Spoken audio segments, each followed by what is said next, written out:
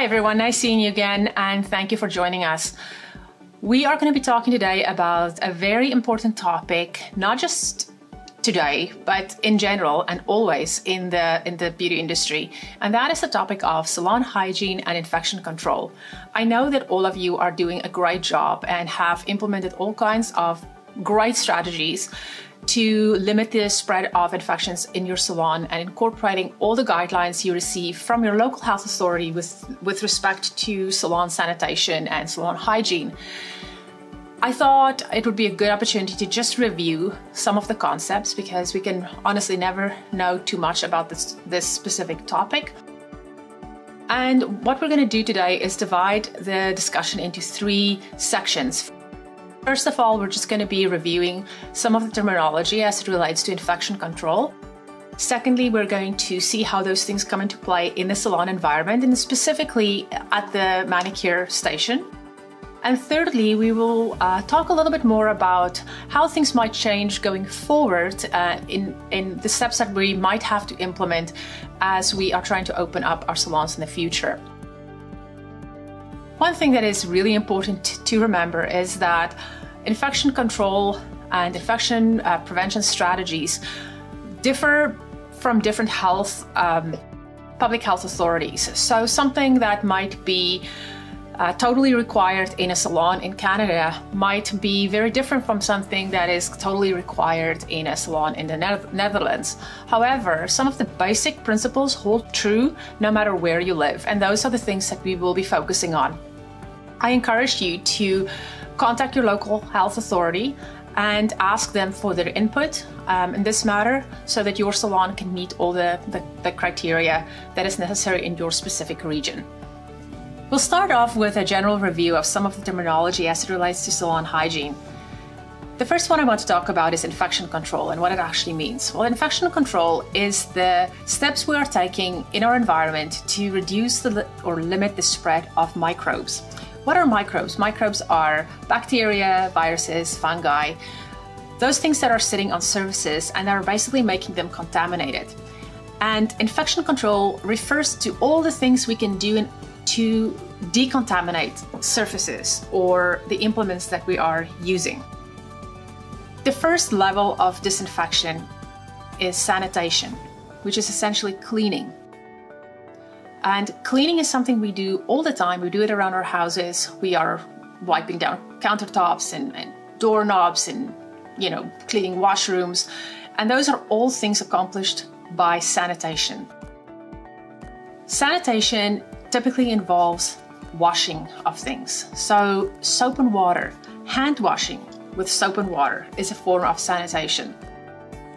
After the service, you'll start off by taking your equipment that you've used, your stainless steel equipment, and washing it with soap and water and maybe a scrub brush to remove all the organic material and the filing dust that is on the surface of those implements. If you do not take the step to remove organic material, you can't actually sufficiently clean and disinfect the equipment that you have used. The second level of infection control is called the disinfection. Disinfection is what we're doing to attempt to actually kill or destroy the microorganism that might be on the surface. In order to kill or destroy a microorganism, you actually need something quite a little bit more than hand washing with soap and water. You need a chemical disinfectant. And there are chemical disinfectants that are based on different ingredients, different technologies. For example, there are ones that are based on chlorine bleach or hydrogen peroxide, quaternary ammonia, phenolics, etc. There are a wide variety of ones to choose from, and there are different considerations in which one you might be going with. One of your considerations might be based on what is the acceptable disinfecting chemical that is used in your region or recommended by your health authority. Second, you might have to rely on getting proper training for it. So most of the disinfection lines actually provide a short course that you can either take through an educator or you can take it online and completing the course and actually printing up a certificate at the end of it. The important thing to remember with chemical disinfectants is that they have to adhere to certain criteria, and these criteria might be different for different people. So for me, it's very important that a disinfectant has a relatively quick contact time. So for example, in order for the disinfectant to do its job, it has to be wet on a surface for a specified amount of time so that it can actually get into whatever microbe it's trying to attack it and kill it. It means that the surface has to stay wet for that period of time, and it means that you cannot use that surface for that amount of time. So if you go with a disinfectant that needs to stay moist on a surface for 30 minutes for it to do its job, that is not really good if you are trying to use your manicure station for the next client. So I always look for disinfectants that work really fairly quickly. So for example, you would go with one that can do its job in 3 minutes. I want to know that I'm working with a chemical that is safe, that doesn't require me to wear extensive protective equipment or have strong vapors, or as an eye irritant or a respiratory irritant. You want to go with ones that have a limited amount of negative effects on the environment. So for example, if you are using a chemical disinfectant that requires you to dispose of it in a very specific way, so you can't just pour it down the drain or deactivate it and then dispose of it, those are huge considerations, because we do not want to put things into the environment that is actually harmful to the environment. We also want to go with one that's easy to use. So if you have a disinfectant that requires very tricky dilutions, that is already more difficult to use. You also have to remember which day did you dilute it on and how many days have you been using it for, and then you have to remember to actually when to get rid of it. A lot of health authorities actually require you to keep a log of your disinfectant reagent and make sure that you are disposing it and diluting it in the correct way. So that is sort of the idea of disinfectants. The third and highest level of infection control is called sterilization. And that can be accomplished either by an autoclave. You can also do it with still with a solution called a chemical sterilant. And sterilization is not something that we typically need for services that we provide in the nail industry. So if you are working in other sectors that where you use equipment that will pierce the skin, for example, you will have to have a really good mechanism in place to do sterilization. However, in the nail industry, we do know that there are some times when we might nick a client's cuticle, and then you have potentially blood on a cuticle nipper. That then pushes that implement into the highest level of disinfection, because it has had come in contact with blood. And the only way you could clean that is actually by putting it through a chemical sterilant or an autoclave, for example. So to recap, the three different terms that we talked about is sanitation, which is basically cleaning, and the aim is just to reduce the number of microbes on a surface. The second highest level of infection control is disinfection, and it is to actually start killing microbes that are on the surface of things. And the third highest level, and the most stringent one, is sterilization, and the aim is to destroy bacterial spores, which is tougher than anything else that we've discussed to destroy. So for the second part of this talk, we're actually going to have a look at how all of this infection protocol will play out in the salon at the nail station. So imagine your client has just left and you are left with the station to sanitize and disinfect and get it ready for the next person to sit down. First of all, when you do nail services, you can typically divide everything that's in front of you into three categories. There will be the disposables, the non-disposables, and the surfaces. And each one of those categories will be treated in a different way.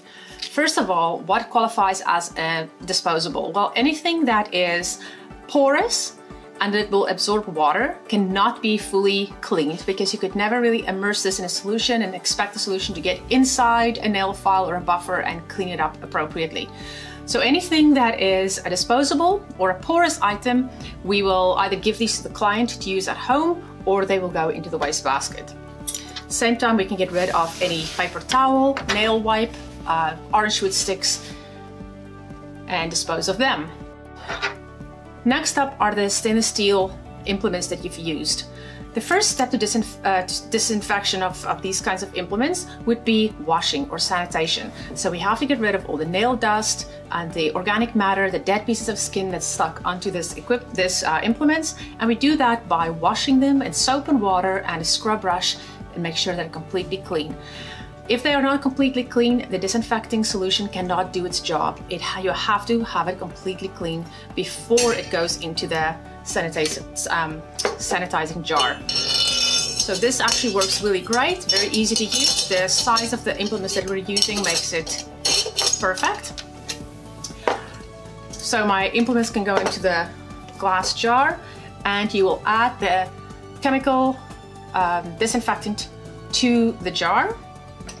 In this case, we're going to be using CS20, which means that it has to make contact with the implements in the jar for 20 minutes. And it has to be exactly 20 minutes. If you're going over 20 minutes, you might actually damage the stainless steel implements by causing them to start corroding. So it's very important, put them in there, set a timer, come back after 20 minutes and deal with them appropriately. What's left are the surfaces. So that includes our nail lamp, any bottles or solutions, anything that you had on the table that is your stock that you're going to be putting back and using for a future client, and then also the surface of the nail station. To properly disinfect those areas, you have two options. You can use a disinfecting wipe or a disinfecting spray. And again, this is from the same line, same stringent criteria, would be hospital grade in certain jurisdictions. In the case of all disinfection agents, they are chemicals, and you should be using gloves when you are working with them. Remember that disinfectants cannot go onto skin. They're only meant for non-living and non-porous surfaces. So in the case of the lamp, you would use a wipe, clean up the exterior of the lamp. If your lamp's base plate can come off like our spectral lamp, you can disinfect the lamp and then clear the entire table and do a disinfection step with either the spray or the wipe of the entire manicure station. Very important to remember that you have to be faithful to the contact time. So for example, this specific brand's disinfectant wipe, you have to wipe the surface, and the surface has to stay moist for 3 minutes in order for the solution to do its job. So make sure it has 3-minute wet contact time. And that is great. Sort of the easy step-by-step to clean up your nail station. When you are finished, use the tent card that comes with the system or a visual aid and place it on the station, indicating that it's been sanitized. This one says, according to the Canadian Infection Control Guidelines, this station has been properly cleaned and disinfected. And it's a great way to signal to your clients that you're taking steps to clean the environment that she's going to be in, and your station is ready for the next guest. So far we've discussed the different terminology as it relates to salon infection, how you can actually put it into practice at the manicure station. And now we're going to talk a little bit about things that might have to change in the future with respect to how we do things. We are all really eager to learn from governments and regulatory agencies when we can open up to see clients again, and also the different steps that are going to be needed for us to open up. And we don't really know what that looks like yet, and more information I'm sure will emerge in the near future. And again, it's going to be very dependent on where you live. I know that we all have taken sanitation and infection control principles as part of our training when we first became estheticians and nail technicians and cosmetologists, and we are already doing all the great things. So everything we've talked to up to this point is really standard procedure, and we should be doing all those things. You know, clients should be washing their hands before they sit down at your station. You should be washing your hands between each person, and all this infection control steps that we've discussed really is just review. We are already doing all of those things. What we are dealing with now is actually preparing ourselves for how we are going to make ourselves feel comfortable working on clients in the future, and how are we going to make our clients feel comfortable coming to see us at our salons. I think some of the things that might change in the future is that maybe in the past we would do a good sanitation of the salon at the end of the day, wiping down doorknobs, point of sale terminals, light switches, the washrooms. And I think in the future we might have to do those things much more frequently. We might even have to do it after each appointment. To accommodate for that, we are going to have to do our bookings a little bit differently. You might have to add an extra 15 minutes in between clients to accommodate for doing those steps. You might have to stagger your appointments so that you never have overlap of clients. You never have people sitting in a waiting room. If there are specific guidelines in place by the government that said you can only have 10 people in a space at any given time, then you're gonna have to figure out how to avoid situations of what would amount to overcrowding. We are also probably going to have to adopt another level of personal protective equipment, which is actually quite difficult to do at this point because there is a huge demand on those resources that are obviously being directed to the healthcare industry at this point. And I know that a lot of technicians have already been using gloves. They are talking about potentially using a second pair of gloves so that a pair of gloves that have become contaminated will be able to be removed and you will still have gloves on your hands. Masks, very important. I think we will have to limit the spread of infection or potential infection by droplets and aerosols by wearing masks, or in the case of the nail technician, perhaps a face shield. In the case of the salon guest, definitely a mask.